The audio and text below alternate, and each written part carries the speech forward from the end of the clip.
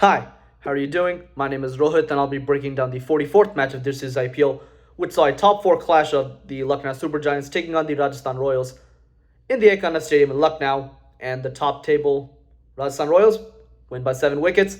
They win 8 of 9, 16 points, firmly at the top of the table. And funnily enough, this chase felt clinical, but I just want to talk about the Lucknow's innings first because they got off to a rocky start. Trent Bolt does what he does, bosses the power play, gets Quinton de Kock out first over. Sandeep Sharma from the other end gets Marcus Stoinis, the hero of Lucknow's win in Chennai, for a duck. And then from there, you're thinking, oh, Lucknow's going to get bottled out. That's their entire MO has been their top 3 needing to fire. But interestingly enough, KL Rahul is still there. Therefore, they still have that part of their top 3. And because of that, as well as both Quinton de Kock and Marcus Stoinis getting dismissed early, that meant a promotion for Deepak Hooda to number 4. And because Hooda came in early, he excelled. And together, Rahul and Hooda put on 115 runs off of just 61 balls to get Lucknow from a very struggling position to a very powerful one. All of a sudden, they're above 10 runs a ball. Or 10 runs and over, I'm sorry. But when you look at that, and then you look at their final score, 196. What happened? Well, after Deepak Hooda gets out, you get a bit of a snag because Puran also doesn't really get going while Rahul tries to accelerate the other end. Puran goes for a run of ball 11, and then Rahul goes shortly thereafter. But even then, again, when Rahul gets out, it's already been 17 and a half overs. LSG is at 173. A few big hits here and there.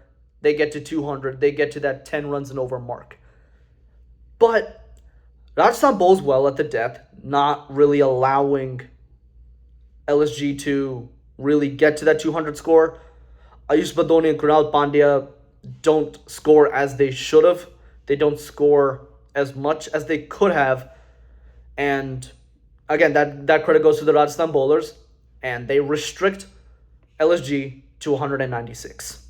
And saying a team got restricted to 196 is still funny to say, but given the context of this year, given how high scoring this year has been, it feels like if you get a team below 200, you did something very well. And not some bowl well to the back end.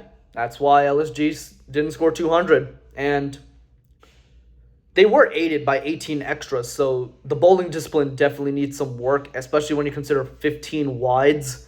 That's not really ideal, but it did not hamper Rajasthan much because in the chase, it was mainly just Sanju Samson and Dhruv Jurel weathering the early storm of Jaiswal, Butler, and Rian Parag, 3 players who have been very good for Rajasthan this season.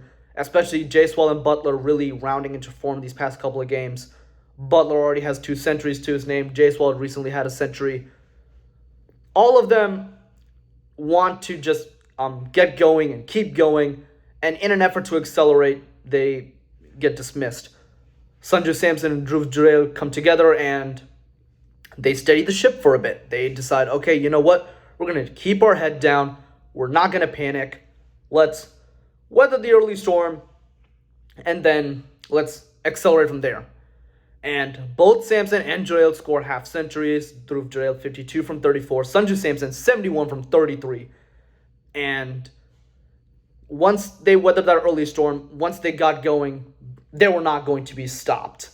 Nothing was going to stop that team. Nothing was going to stop these 2 players from just steering Rajasthan across the finish line. And since we're getting to that point of the World T20 cycle where we're going to see teams and nations start to fill out their squads, this innings should really help Sanju Samson punch his ticket to the World T20 for India.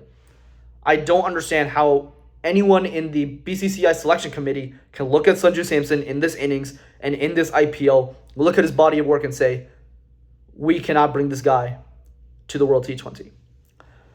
I think Sanju Samson has done more than enough to warrant a spot in India's World T20 squad, and I'm going to go a step further and say Sanju Samson warrants a spot in India's World T20 starting playing 11. He's shown how to stabilize, he's shown how to accelerate, and as a wicketkeeper, he's been amazing behind the stumps. And as a captain, Sanju Samson has been amazing. Again, 8 wins, 9 matches. Rajasthan is firmly at the top of the table. Maybe another win or two, they're guaranteed to make the playoffs. So again, Sanju Samson's body of work and his ability to basically do whatever is needed and the ability to put the team first and knowing what the team needs, that has to get him in for the World T20. And he showed that today. Sanju Samson played it a lot more conservatively as Dhruv Jurel actually took the lead in that big partnership. He was more free-flowing. He was able to find gaps a bit better. He was in a groove, and Sanju Samson rotated strike to him. But once Sanju Samson started finding a groove, once he was able to accelerate, they were both on full song. And that's basically how you run a chasing clinic. You get solid contributions from Jaiswal and Butler to open the innings, and then you get a big partnership to steer it home. And in a big chase, that's typically what you want. You want a solid foundation, some quick strikes here and there, and then some sort of sustained partnership. Rajasthan got all of that.